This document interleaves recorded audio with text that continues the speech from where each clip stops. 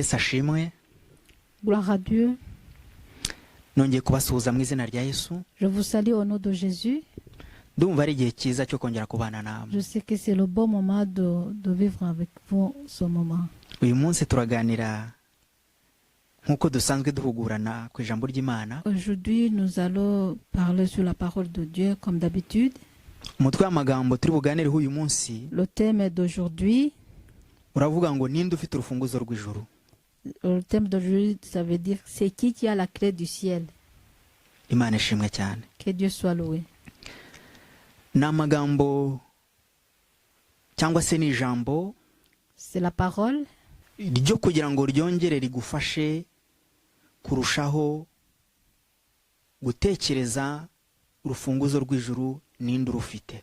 C'est la parole qui vient pour t'aider à repenser encore, de savoir qui a la clé du ciel. Reka tuanze dusenga On Imana. va d'abord prier.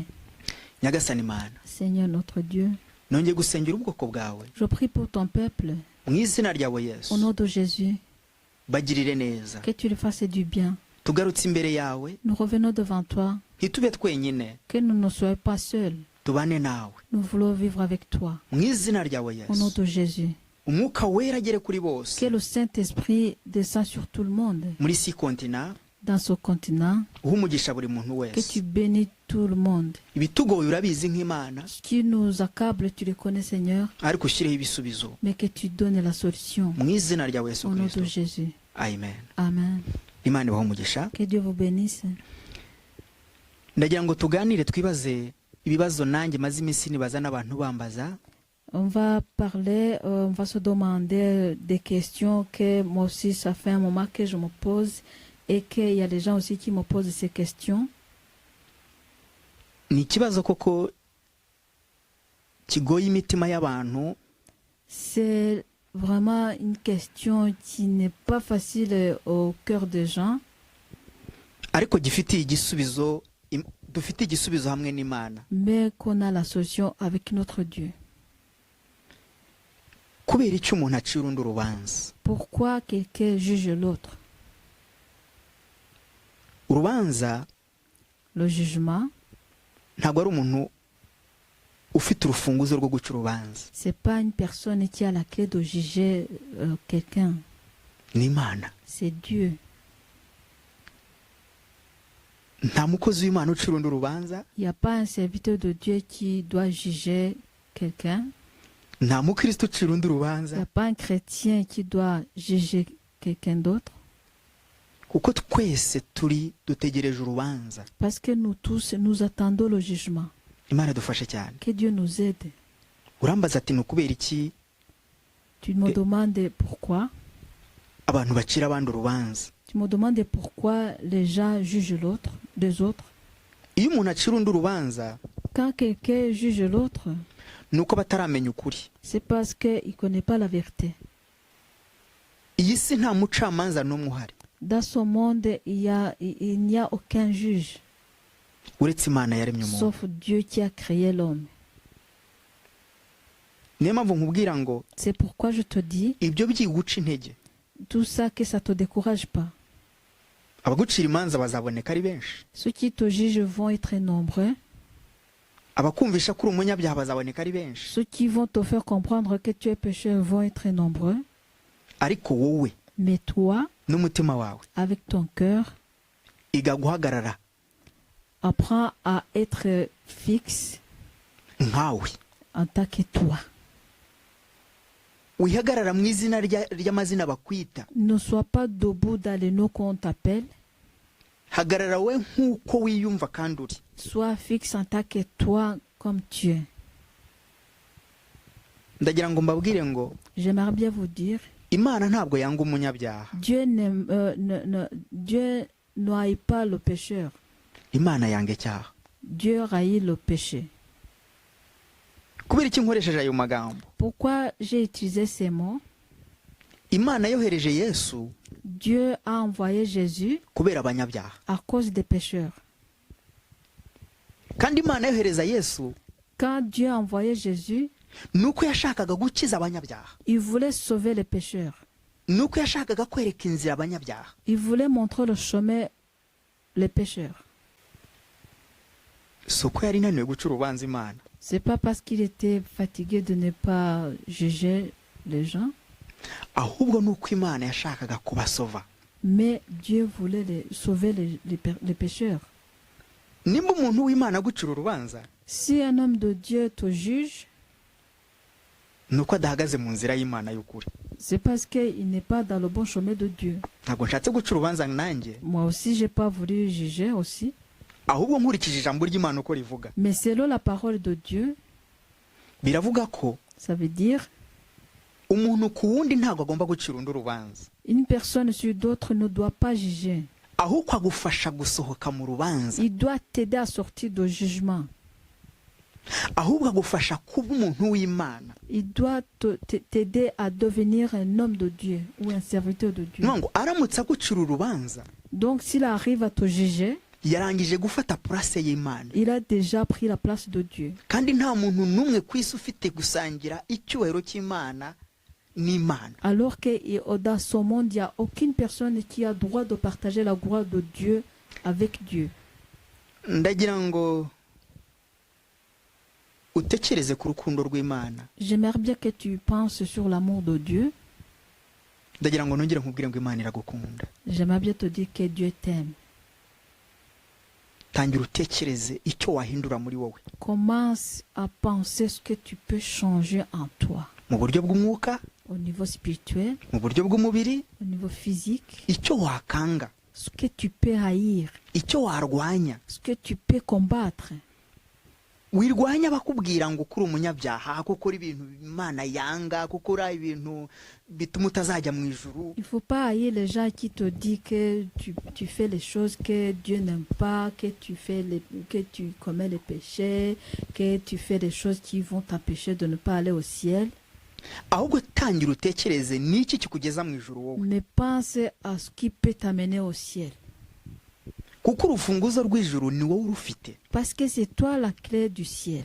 Ntabwo ari umukozi w'Imana. Donc c'est toi qui as la clé du ciel, c'est pas le serviteur de Dieu. Ntabwo ari abakristo musengana. C'est pas les chrétiens que tu pries avec eux. Ntabwo ari abakubwira ko uri umunyabyaha. C'est pas les gens qui te disent que tu es pécheur. Ahubwo ni wowe ubwawe. Mais c'est toi, toi-même. Ndagira ngo gusenga kwawe J'aimerais bien que ta prière, wirebeho. que tu te regardes. Ni iki Imana ishima muri wowe? Qu'est-ce que Dieu est satisfait de toi? Ni iki Imana se igaya muri wowe? Qu'est-ce que Dieu n'aime pas en toi? Urubanza ruhere muri wowe ubwawe. Wowe ucira ibyaha byawe urubanza. Que le jugement commence en toi, toi-même. Que toi-même tu juges tes péchés. Kugira ngo ushobore kugendana n'Imana. Pour que tu puisses marcher avec Dieu. Kugira ngo ushobore kugendana n'Imana, Pour que tu puisses marcher avec Dieu, nuko usuzuma ibitagenda muri wowe. c'est que tu regardes ce qui ne marche pas en toi. Kugira ngo ubwire Imana ngo mfite intege nke hano. Donc tu testes ce qui ne marche pas en toi et tu dis à Dieu là où tu es faible. Uko urushaho kumva abantu bakubwira ko uri mubi ku Mana, Plus tu écoutes les gens qui te disent que tu es mauvais envers Dieu, urushaho kwiyanga. là plus tu augmentes la haine en toi de te haïr toi-même. Kandi urushaho noneho no kwirukana ubushobozi bw'Imana muri wowe. Et puis tu continues aussi à chasser la capacité ou la puissance de Dieu en toi. D'abord kugira ngo Imana igukunde banza wikunde. Pour que Dieu t'aime d'abord, tu dois t'aimer toi-même d'abord. Ni wikunda, Et si tu t'aimes, uratangira kureba ibitagenda muri wowe. tu vas commencer à regarder ce qui ne va pas en toi. None utangira uhamagara Imana. Et puis tu vas commencer à appeler Dieu. Ubwira Imana ati hindura ibi. Tu vas dire à Dieu, Dieu change ceci. Ibi birangora, Ceci, ça m'accable. ibi biramvuna. Ceci, ça me pèse lourd. Ndihana ariko ngasanga ndi muri ibi. Je me repens, mais je me retrouve toujours dans ceci. Ubwira Imana mpa imbaraga hano Et tu dis à Dieu de te donner la force. kugira ngo mpagarare mu nzira yawe. Et puis tu te dis, Seigneur, donne-moi la force pour que je puisse me fixer dans ton chemin. Imana igufashe cyane. Que Dieu t'aide beaucoup. Impamvu nari mbabwiye aya magambo, La raison pour laquelle je vous dis ces mots, abantu bamaze iminsi bampamagara y a beaucoup de gens qui m'appellent bakambwira bati ntabwo twumva impamvu abantu b'Imana baducura urubanza. Et puis ils me disent pourquoi ils ne comprennent pas pourquoi les serviteurs de Dieu les jugent. Ntabwo mpamanya n'ababacira urubanza. Moi je suis pas d'accord avec les gens qui le jugent. Kandi nta n'umwe nshyigikiye. Et puis moi je suis pas de leur côté. Kubera ko ku ruhande rwanjye uko nemera kandi nizera. Parce que moi de mon côté selon ma foi. Nge nizera ko nta muntu uncira urubanza. Moi je crois qu'il y a personne qui me juge. Wagombye kunca intege gukurikira Imana. Qui doit me décourager de suivre mon Dieu. Kuko na Yesu bamwise umunyabyaha. Parce que même Jésus on l'a appelé que c'est un pécheur. Ariko yakomeje inzira y'Imana. Mais il a continué le chemin de Dieu.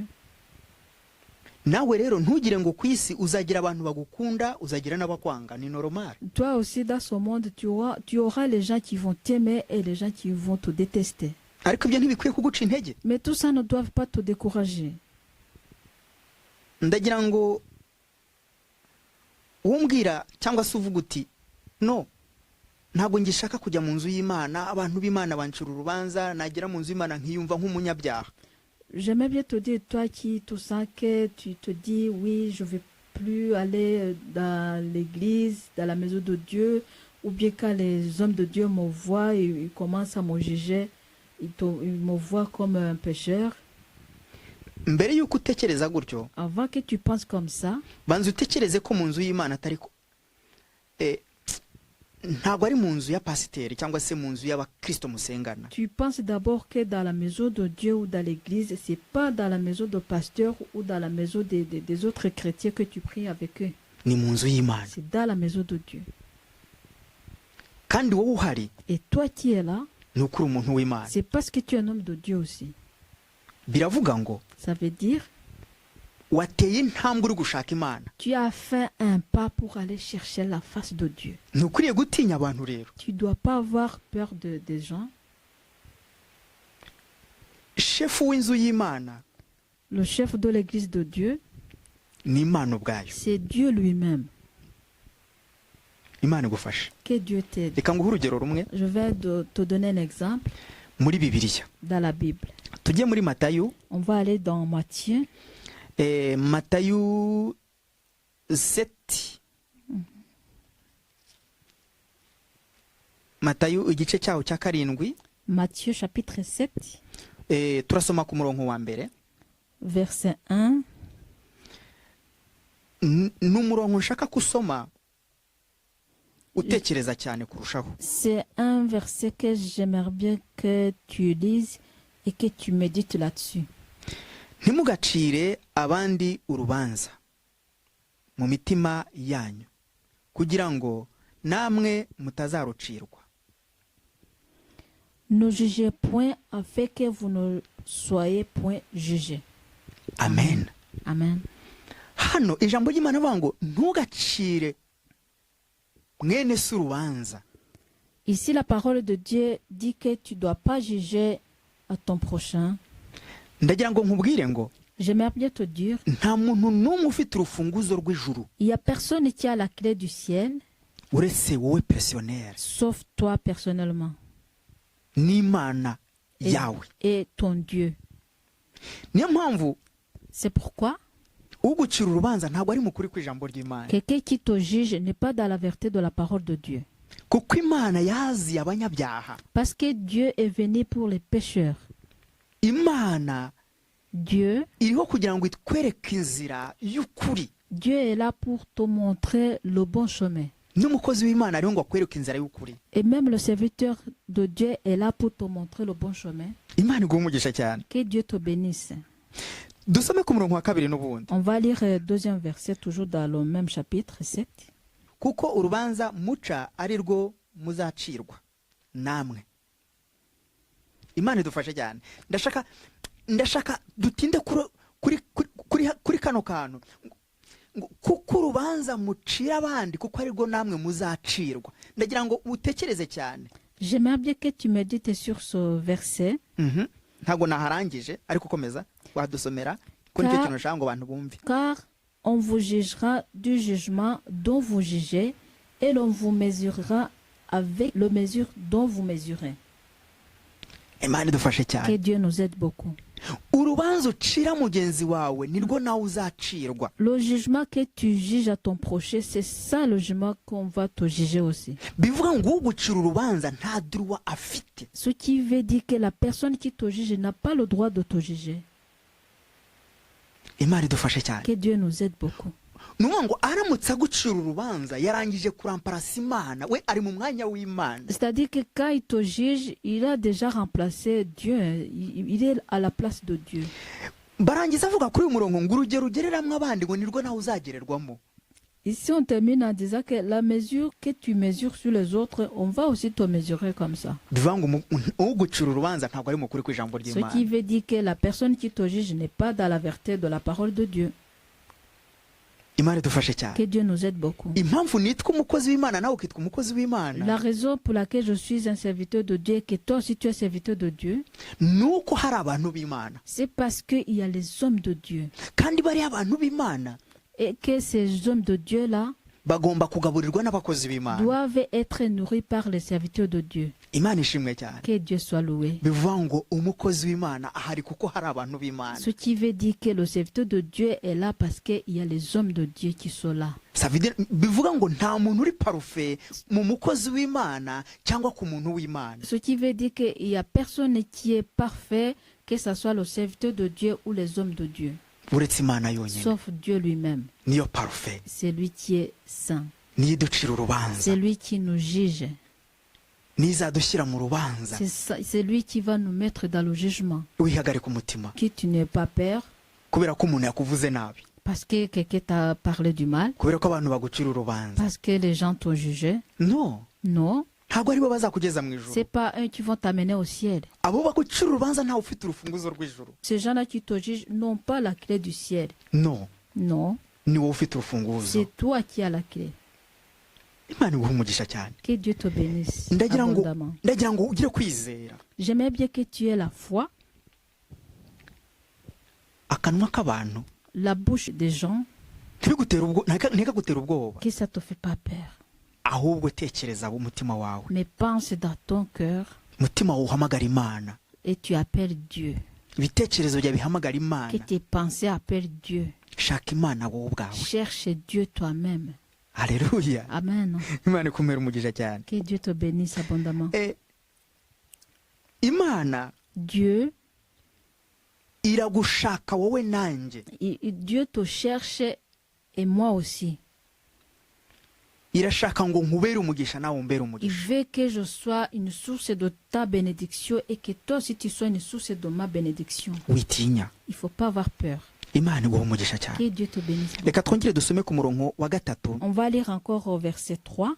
Ni iki gituma ubona agatotsi kari mu jisho rya mwene so, ariko ntiwite ku mugogo uri mu jisho ryawe? Pourquoi vois-tu la paille qui est dans l'œil de ton frère et n'aperçois-tu pas la poutre qui est dans ton œil? Amen. Amen. Aya ni amagambo y'Imana. Ça, c'est la parole de Dieu. Ukubonaho ibyaha Quelqu'un qui voit les péchés sur toi, nawe agomba gutokora ijisho rye. lui aussi doit enlever la paille dans son œil. Hano icyo bishatse kuvuga Ceci, ça veut dire, nuba ngo ni ukwikontorora njyewe ubwanjye, ça veut dire que moi, je dois me contrôler moi-même. nkicira urubanza, Et je me juge. nkarwana n'ibyanjye, Et puis, je dois lutter avec ce qui me concerne. nkiyeza Et puis, je me sanctifie njyewe ubwanjye. moi-même. Nimba mpagurutse nk'umukozi w'Imana, Si je me lève en tant que serviteur de Dieu, njye ndaza kukubwira icyo Imana yansizemo, moi, je viens te dire ce que Dieu a mis à mon cœur. kandi Imana ntabwo yanshyiramo kugucira urubanza, Et moi, Dieu ne peut pas me mettre à cœur que je viens pour te juger. ahubwo Imana inshyiramo kukuyobora mu nzira igukura mu rubanza. Mais Dieu met sa parole en moi pour te guider dans le chemin qui te sort du jugement. Amen. Amen. Ntutinye, Il ne faut pas avoir peur.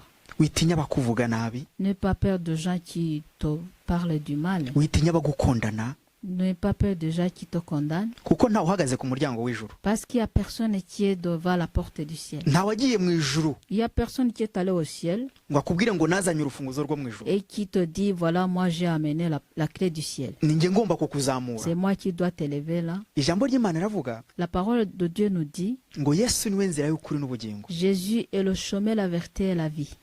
nta wundi, Il n'y a personne d'autre. niwe wenyine uducira urubanza. C'est lui seul qui nous juge. Niko ijambo ry'Imana ritubwiye hano. La parole de Dieu nous dit ça. Witinya abantu, Il ne faut pas avoir peur de gens. ngo barakubwira ngo watandukanye ntabwo uzongera kuba umuntu w'Imana. No, Et puis ou bien ils te disent, oui, tu as séparé, tu pourras plus devenir l'homme de Dieu. Non. wambara gutya ntabwo uri umuntu w'Imana. Ou bien ils te disent, oui, tu t'habilles de telle sorte, alors tu n'es pas l'homme de Dieu. Non. No,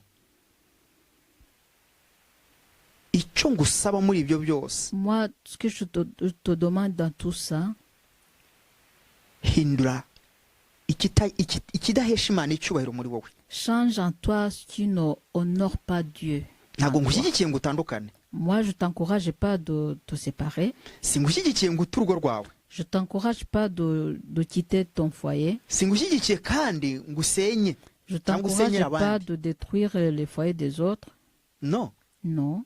ndagusaba ngo wowe tekereza impinduka muri wowe. Moi, je te demande de penser le changement en toi. Niki cyatumye utandukana? Qu'est-ce qui t'a poussé de divorcer? Niki cyagukuye mu nzira y'Imana? Qu'est-ce qui t'a poussé de sortir du chemin de Dieu? Imana iragushaka. Dieu veut de toi. Imana irashaka ngo uhinduke. Dieu veut que tu changes. Ni ibintu bibiri ugomba gukora: Il y a deux choses que tu dois faire. gutekereza Penser wowe ubwawe, toi-même, ubugingo bwawe. ta vie éternelle. Icya kabiri, Deuxième chose, ukiyeza, et puis tu te sanctifies. kuko amaze kureba ikitagenda, Parce que tu as déjà regardé ce qui ne va pas en toi. ugasaba Imana imbabazi. Et tu demandes pardon à Dieu. Imana ikeneye ibintu bibiri muri wowe Dieu a besoin juste de deux choses en toi. kugira ngo Imana ikore. Pour que Dieu puisse faire quelque chose en toi. Nuko wihana, C'est que tu repentis. cyo ni icya mbere. Ça, c'est la première chose. Icya kabiri, Deuxième chose, nuko wizera Imana. c'est que tu crois en Dieu. Imana ibabarira ibyaha. Dieu, tu pardonnes le péché. Imana idufashe cyane. Que Dieu nous aide beaucoup. Barakubwira ngo wakoze ibyaha byinshi, Imana ntizakubabarira. On te dit, tu as commis beaucoup de péchés, Dieu ne va pas te pardonner. Nta cyaha Imana itababarira. Dieu pardonne tous les péchés. Kuwizera wese, Pour que tu crois en lui. imbabazi z'Imana zihoraho. La miséricorde de Dieu est toujours là. Imana idufashe. Que Dieu nous aide. Reka twongere dusome undi murongo. On va encore relire notre verset. Reka tujye muri Zaburi. On va aller dans Psaume. Imana ibafashe Que Dieu vous aide kurushaho kwakira ubushake bw'Imana n'urukundo rw'Imana. que Dieu vous aide à bien recevoir la volonté de Dieu et l'amour de Dieu. Imbabazi z'Imana Les miséricordes de Dieu zirenze uko ubitekereza. sont plus que tu penses. Tugiye kuganira ku magambo akomeye muri Busome 51. On va parler sur les mots très importants dans Psaume 51. Imana igufashe. Que Dieu t'aide. Turasoma 51 ku murongo wa mbere. On va lire dans Psaume 51, premier verset, Pardon, ku murongo wa kabiri. Pardon. deuxième verset. Ubwo umuhanuzi Natani yazaga aho Dawidi amaze gusambana na Batisheba. Dusomera mu Gifaransa. Lorsque Nathan, le prophète, vint à lui après que David fut allé vers Bathsheba, Imana idufashe cyane. que Dieu nous aide.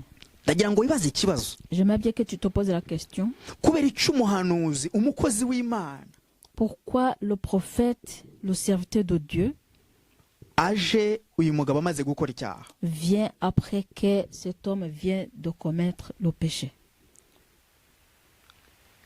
umukozi w'Imana aje kumenyesha Dawidi icyaha cye. Le serviteur de Dieu vient faire connaître à David son péché. Soma ku murongo wa kabiri. Mana umbabarire kubw'imbabazi zawe. Kubw'imbabazi zawe nyinshi. Usibanganye ibicumuro byanjye. Ô Dieu, aie pitié de moi dans ta bonté. Selon ta grande miséricorde, efface mes transgressions. Amen. Amen. Inshingano y'umukozi w'Imana. Ici la tâche d'un serviteur de Dieu. Natani nk'umuhanuzi w'Imana. Nathan en tant que prophète de Dieu. Ntabwo yaje gucira Dawidi urubanza. Il n'est pas venu pour juger David. Ahubwo yaje kumubwira. Par contre, il est venu lui annoncer kugira ngo asohoke mu cyaha. Pour qu'il puisse sortir de son péché. Imana idufashe cyane. Que Dieu nous aide. Inshingano y'umuntu w'Imana. La tâche d'un serviteur de Dieu, ni ukukubwira ngo usohoke mu nzira y'icyaha. C'est de te dire de sortir de chemin du péché. Si uko gucira urubanza. C'est pas pour te juger. Inshingano yawe nawe nk'umuntu w'Imana nawe. Toi aussi, ta tâche en tant que l'homme de Dieu, ni ugusaba Imana imbabazi. C'est demander pardon à Dieu. Nibyo hano Dawidi arimo kwinginga Imana. C'est ça que David est en train de faire pour ku murongo wa gatatu. Oui, sur le verset 3. Arimo aringinga Imana. Il est en train de supplier Dieu. Aratakambira Imana. Il supplie Dieu. Timbabarira. Pardonne-moi. Unyeze ibicumuro byanjye. Enlève-moi de tous mes péchés. Imana iguhe umugisha. Que Dieu te bénisse. Reka dukomeze. On va continuer.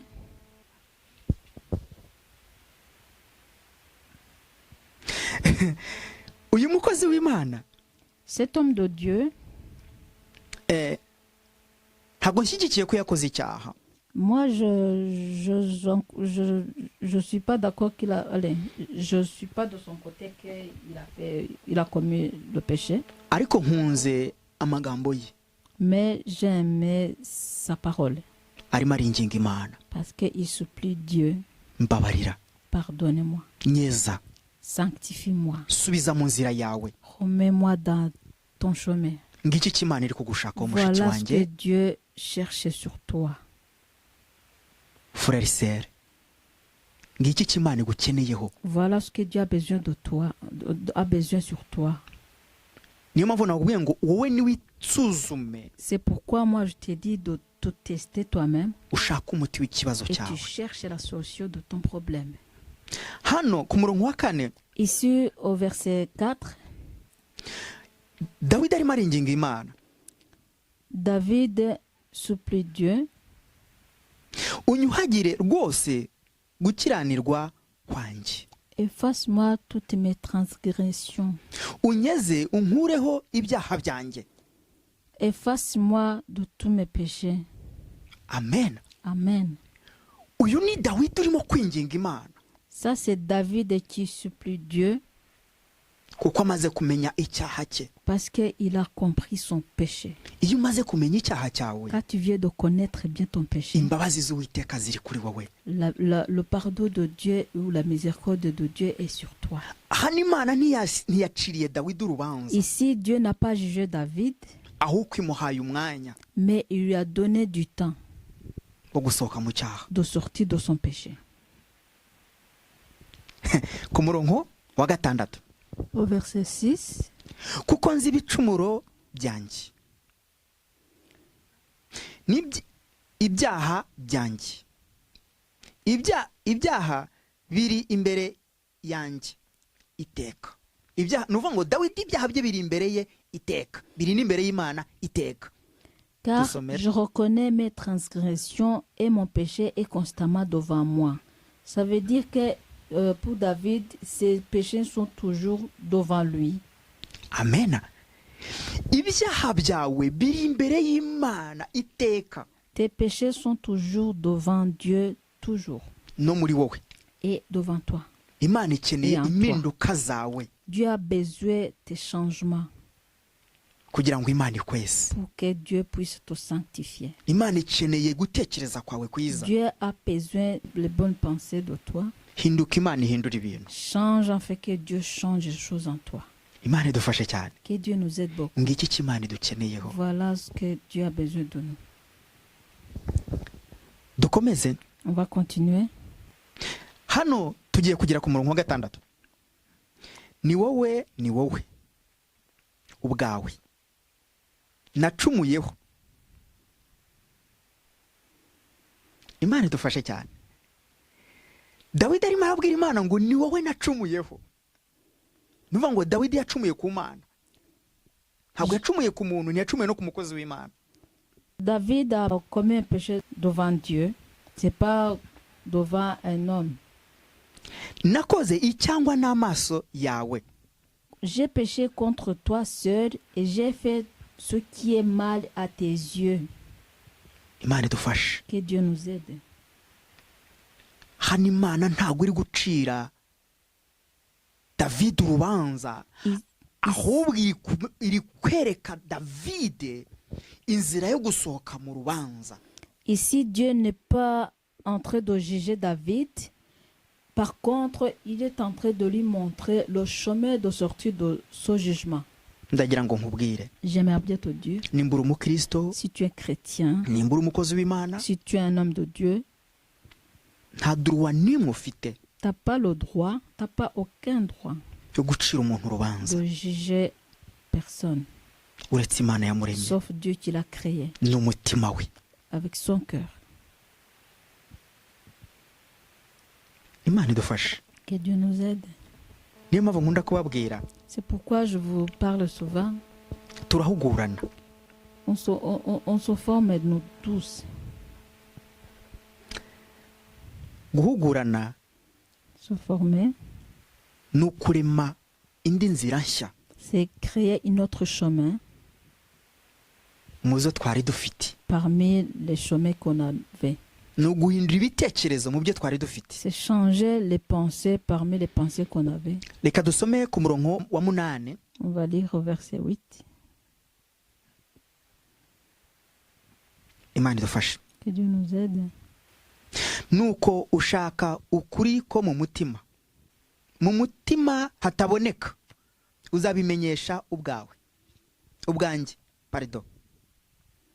Mais tu veux que la vérité soit au fond du cœur. Fais donc pénétrer la sagesse au-delà de moi. Imana idufashe cyane. Que Dieu nous aide beaucoup. Dore ushaka ukuri ko mu mutima. Tu cherches la vérité du cœur, du fond du cœur, Hataboneka. que on ne voit pas. Umutima Le cœur, ni Imana iwubona yonyine. c'est Dieu qui le voit lui-même. Imana irashaka umutima wawe. Dieu veut ton cœur. Ntabwo ishaka akanwa k'abantu bakubwira Il ne veut pas la bouche des gens qui te parlent batatumwe n'Imana. et qui n'ont même pas envoyé par Dieu. Niyo mpamvu nkubwira ngo wowe C'est pourquoi je te dis, toi, ntukwiye gucika intege tu ne dois pas être découragé kubera abantu bavuze. à cause des gens qui ont parlé. Ntukwiye kwicira urubanza Tu ne dois pas te juger toi-même kubera abantu bavuze. parce que les gens ont parlé. Imana ibereyeho kugira ngo igusohore mu byaha. Dieu est là pour te sortir de tes péchés. Nimba wemera Si tu crois en lui kuri umunyantege nke. et que tu crois que tu es faible. Reka twongere turebe ku murongo wa 12. On va voir au verset 12. Imana iguhe umugisha. Que Dieu te bénisse. Ndagira ngo aya magambo akubera umugisha. J'aimerais bien que cette parole soit une bénédiction pour toi. Ariko mbere ko dusoma ku murongo wa 12, Mais avant qu'on lise le verset 12, reka tubanze dusome ku murongo wa 10.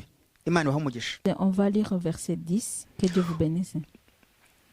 Unyumvishe umunezero n'ibyishimo. Imana iguhe umugisha. Annonce-moi l'allégresse et la joie. Que Dieu te bénisse.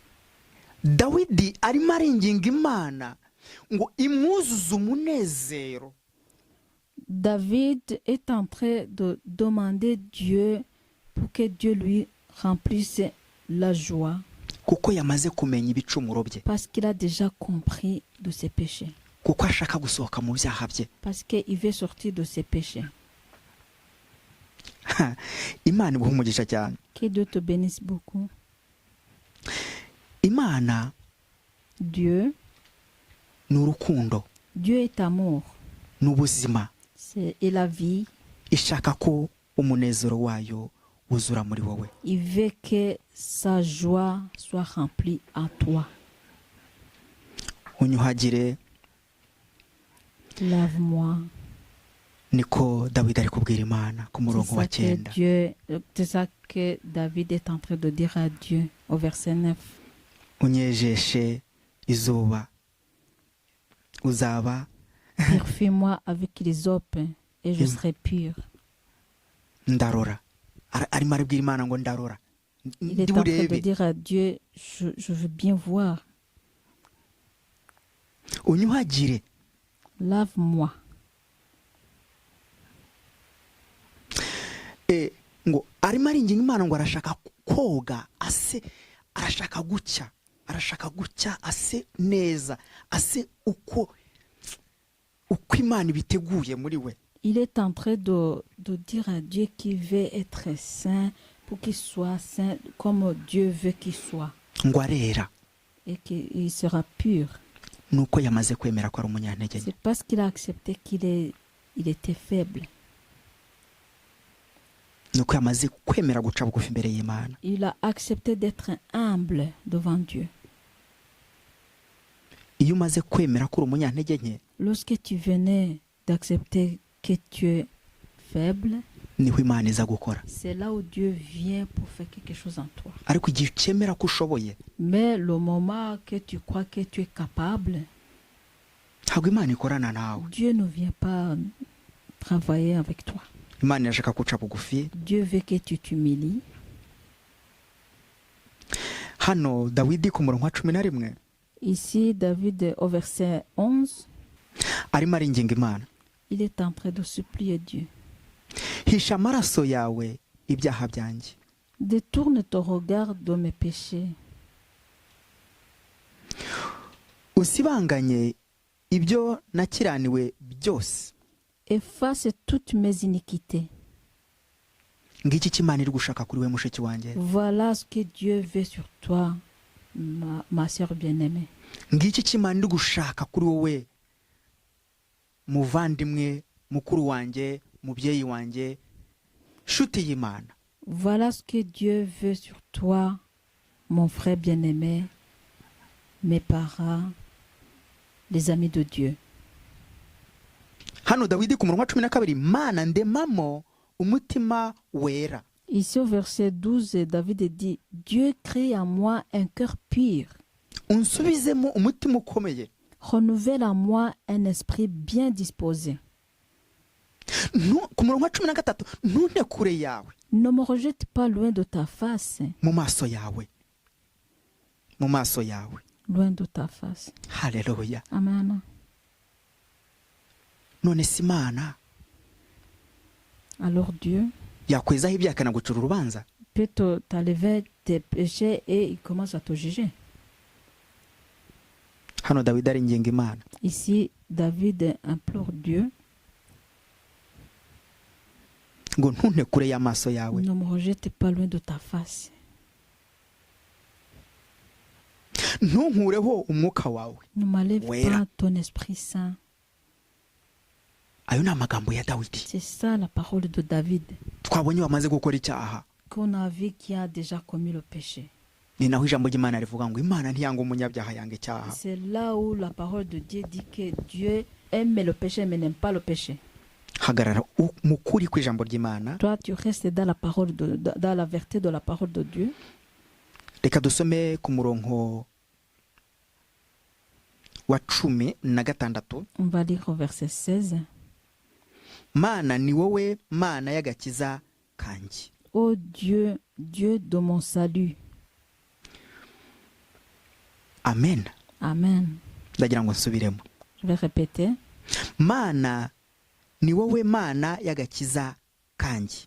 Ô Dieu, Dieu de mon salut, Unkize. délivre-moi. Imana igufashe. Que Dieu t'aide. Inginga Imana igukize. Implore Dieu pour qu'il puisse te délivrer. Urubanza. Le jugement. Urubanza rw'ibyaha. Le jugement des péchés. Urubanza rwo gukiranirwa. Le jugement d'être pécheur. Urubanza rwo gukora ibyo Imana idashaka. Le jugement de faire ce que Dieu n'aime pas. Nta muntu uri bubikubohore. Il n'y a personne qui va te délivrer. Ni Imana n'umutima wawe. C'est Dieu et ton cœur.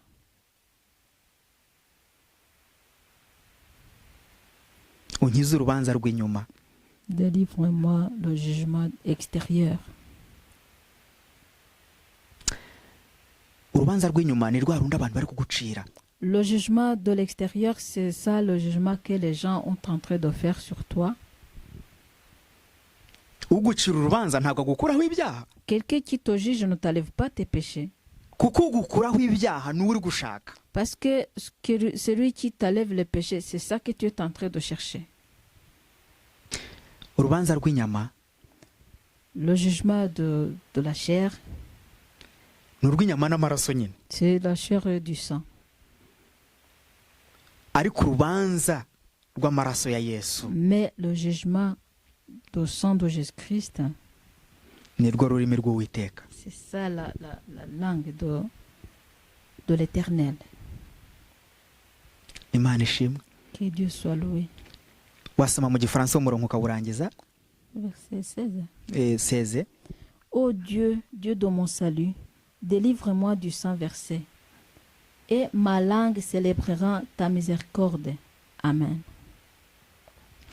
Hano Dawidi arimo arabwira Imana ngo nibwo ururimi rwe ruzaririmba gukiranuka k'Uwiteka. Ici, David est en train de dire à Dieu qu'au moment où Dieu va le délivrer, c'est là où sa langue va célébrer la miséricorde de Dieu. Imana ishaka umutima wawe Dieu veut ton cœur kuruta ibindi byose ugutekereza. plus que toute autre chose que tu peux penser. Imana ikeneye wowe, ntabwo ikeneye amajwi y'abantu. Dieu a besoin de toi, il n'a pas besoin les voix des autres. Wicika intege. Il ne faut pas te décourager. Wisubire inyuma. Il ne faut pas reculer. Dusome ku murongo wa 19. On va lire au verset 19. Ibitambo Imana ishima ni umutima umenetse. Imana ishimwe cyane. Amen. Les sacrifices qui sont agréables à Dieu, c'est un esprit brisé. Imana ishimwe. Dieu soit loué. Iri jambo ndarikunda cyane. J'aime bien cette parole.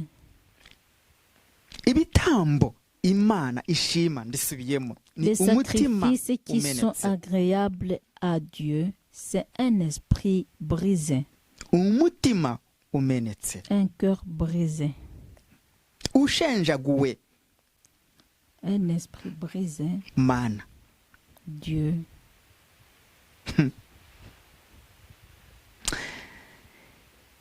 Imana ishaka umutima wawe. Dieu veut ton cœur. Umutima umenetse Imana ntizawusuzugura. Le cœur brisé, Dieu ne va pas le mépriser. No, Non, ntabwo bishoboka. c'est impossible. Imana ntikora gutyo. Dieu ne fonctionne pas comme ça. Reka dusome umurongo umwe turangirizaho. On va juste lire le dernier verset. Imana ikumpera umugisha. Que Dieu te bénisse. Turajya mu gitabo usanzwe usoma, tujye muri Yakobo On va aller dans Jacob, igice cyaho cya 5. Jacob chapitre 5. Icyo Imana iri gushaka muri wowe. Ce que Dieu veut en toi. Ndagira ngo nongere nkubwire ngo J'aimerais bien te dire encore, hejuru y'abagucira urubanza hari Imana. au-dessus des gens qui te jugent, il y a Dieu. Nta muntu w'Imana uruta uwundi. Il n'y a pas un homme de Dieu qui est plus grand qu'une autre. Nta n'umukozi w'Imana uruta undi. Il n'y a même pas un serviteur de Dieu qui est plus grand que les autres. Abakozi b'Imana bose ni bamwe imbere y'Imana. Tous les serviteurs de Dieu sont égaux devant Dieu. Ndetse n'abantu b'Imana ni bamwe imbere y'Imana. Et même les hommes de Dieu sont égaux devant Dieu. Amen. Amen. Ngiye kubasomera mu gice cyaho Yakobo igice cyaho cya gatanu. Je vais lire en Jacques chapitre 5. Ni ku murongo wa 16. Chapitre 5 verset 16. Mwaturirane ibyaha byanyu kandi musabirane kugira ngo mukizwe. Bashyiraho akadomo hano. Gusenga k'umukiranutsi kugira umumaro mwinshi iyo asenganye umwete. Confessez donc vos péchés les uns aux autres et priez les uns pour les autres, afin que vous soyez guéris. La prière fervente du juste a une grande efficace. Imana idufashe cyane. Que Dieu nous aide beaucoup. Ngira ijambo ikimana iri gushaka muri wowe. Voilà ce que Dieu veut en toi. Imana ishimwe. Que Dieu soit loué. Imana ishaka ko akanwa kawe n'umutima wawe waturira Imana ukayibwira ngo mbabarira. Dieu veut que ta bouche et ton cœur confessent devant Dieu et disent pardon. Imbabazi z'Imana zikaza kuri wowe. Et les miséricordes de Dieu viennent sur toi. Ngurwo urukundo rw'Imana. Voici l'amour de Dieu. Ngaya amagambo y'Imana. Voici la parole de Dieu. Nguko uko Imana gushaka. Voici comment Dieu est en train de te chercher. Nuko wimenya. C'est que toi tu te connaisses ukamenya intege nke zawe et que tu connaisses tes faiblesses ugasaba Imana et imbabazi. tu demandes pardon à Dieu. Imana yiteguye kukubabarira Dieu est prêt pour te pardonner kandi Imana yiteguye kukugirira neza. et Dieu est prêt pour te faire du bien. Imana yiteguye kukugeza aho utaragera. Dieu est prêt pour t'amener là où tu n'as pas encore arrivé. Imana yiteguye kuguha ubundi buzima. Dieu est prêt pour te donner une autre vie. Imana yiteguye kukwitaho. Dieu est prêt pour vraiment prendre soin de toi. Kugira ngo amagambo yayo Pour que sa parole aguhaze. soit remplie en toi. Nimba Imana yaragiriye neza Dawidi. Si Dieu a fait du bien à David, Dawidi nk'umunyabyaha David en tant que pécheur, ariko akaca bugufi imbere y'Imana mais qui a été humble devant Dieu akinginga Imana, et qui a imploré Dieu Imana ikamubabarira. et que Dieu lui a pardonné. Nimba Imana yarababariye Dawidi, Si Dieu a pardonné David, uri umukandida wo kubabarirwa toi nawe. aussi tu es candidat d'être pardonné. Nimba Imana yarababariye abatambutse bose, Si Dieu a pardonné tout ce qui sont passés, ni umukandida nawe wo kubabarirwa. toi aussi tu es candidat d'être pardonné. Imana igufashe cyane. Que Dieu t'aide beaucoup. Witinya, Il ne faut pas avoir peur. wikibaza ngo nakoze ibyaha Imana itambabarira. Ne te pose pas des questions en disant oui, j'ai commis des péchés, beaucoup de péchés que Dieu ne peut pas me pardonner. Imana ikeneye ibintu bibiri: Dieu a besoin de deux choses, conscience yawe ta conscience no guhinduka kwawe. et ton changement.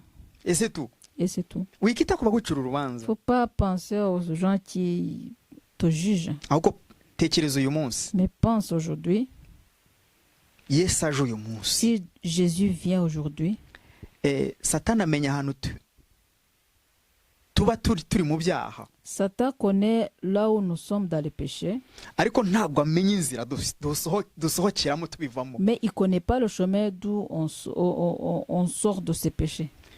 Igihe umutima wawe wasohotse, Tant que, au moment où ton cœur sort, Satani ahita acanganyukirwa. Satan devient fou. Niyo mpamvu na wa wundi iyo usohotse mu byaha, C'est pourquoi quand tu sors de tes péchés, Satani aragushaka akakubura. Satan te cherche et ne te trouve pas. Ariko wa wundi wakubonaga mu byaha, Mais quelqu'un qui te voit dans les péchés, waba akikubona muri bya byaha, lui te voit toujours dans les péchés. kuko narasohoka aho wasohotse. Parce que lui n'est pas encore sorti de là où tu étais. Inzira we wamaze kuyibona. Toi, tu as déjà trouvé le chemin. We iyo akubona mu shusho, Mais lui, quand il te voit ton image, abona Mais- ibyo mwarimo. il voit juste l'image des choses dont vous êtes, là où vous étiez. Ni nayo mpamvu Imana idakunda ko abantu bacira abandi urubanza, C'est pourquoi Dieu n'aime pas que les gens jugent les autres. kubera ko Parce que ushobora gucira umuntu urubanza wamaze gusohoka.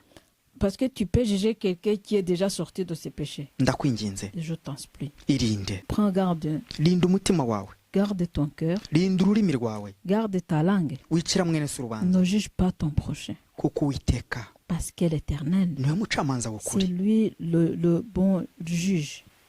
Imana idufashe. Que Dieu nous aide. Ndagira ngo nongere nsubiremo, Je vais encore répéter. atari uko ntibwira ko mutabyumvishe, Pas parce que vous n'avez pas compris, ahubwo ni uko nizera ko hari icyo bibungura kurushaho. parce que je crois qu'il y a quelque chose que vous connaissez encore davantage. uguca urubanza ntumwiteho. Quelqu'un qui te juge, il ne faut pas perdre du temps à penser à lui. reba inzira yawe. Regarde ton chemin. Imana iguha umugisha. Que Dieu te bénisse.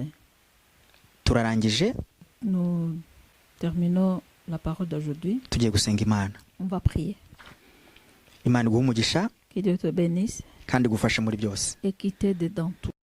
Nushaka kudukurikira Si tu veux nous suivre, kugira ngo utubere umugisha, pour que tu sois une source de notre bénédiction ndetse natwe tukubere umugisha, et que nous aussi nous soyons une source de tes bénédictions, uzabona kuri page yacu tu verras sur notre page ahantu handitse sabone. s'abonner. aho handitse sabone uzakande uhandikishije inyuguti zitukura, Tu vas appuyer sur s'abonner, c'est avec les mots rouges. bizagufasha kutubona uko dusizeho ikiganiro Ça va cyo t'aider à guhugurana, nous trouver à chaque fois que nous mettons les nouvelles émissions. bitagombye kukugora, Sans te compliquer. bizaba bikoroheye. Ça sera facile pour toi. uzatubera umugisha natwe tukubera Tu uwundi. seras une source de notre bénédiction et nous aussi nous serons les sources de Mu tes izina rya bénédictions. Yesu. Au nom de Jésus, Reka dusenge. on va prier. ndasengeye aba bantu bawe Mana, Je prie pour ton peuple, Seigneur, barinde que tu les protèges kandi ubeze. et que tu les sanctifies. tubonye ko ari nta muntu ucira undi urubanza. Nous venons de voir qu'il n'y a personne qui a droit de juger l'autre. abacira urubanza Ceux qui les jugent, ubababarire, que tu les pardonnes. nuko batazi ibyo bakora. C'est parce qu'ils ne savent pas ce qu'il faut. sindi umuhanga mu kwigisha, Je ne suis pas intelligent pour prêcher ta parole, ariko nzi ko ari wowe byose muri bose. mais je sais que c'est toi le Tout-Puissant dans ton peuple. ndasenze ngo ubababarire, Je te prie pour que tu les pardonnes, imbabazi zawe zibabeho, que ta miséricorde soit sur eux, ubaka imitima yabo yasenyutse, que tu restaures leurs cœurs qui ont été détruits kandi ubagarurire mu nzira yawe. et que tu les ramènes dans ton chemin. ijambo rye riravuga Ta parole nous dit, ngo ntiwanga umunyabyaha, wanga icyaha. tu n'aimes pas le péché, mais tu aimes le pécheur. hindura abantu bacira abandi urubanza Change les gens qui jugent les autres, kugira ngo nabo bahinduke, afin qu'eux aussi soient changés. kuko nta muntu uruta ubundi imbere yawe. Parce qu'il n'y a personne qui est plus grand que l'autre devant toi. sabiye umugisha abo bose Je bénis pour tous ces gens-là. muri si kontina, Je bénis, je demande une bénédiction sur tous ces gens dans les 6 continents, aho batwumva hose, là où ils nous écoutent, ubaha umugisha que tu les bénisses. mu izina rya Au Yesu. nom de Jésus. Amen. Amen.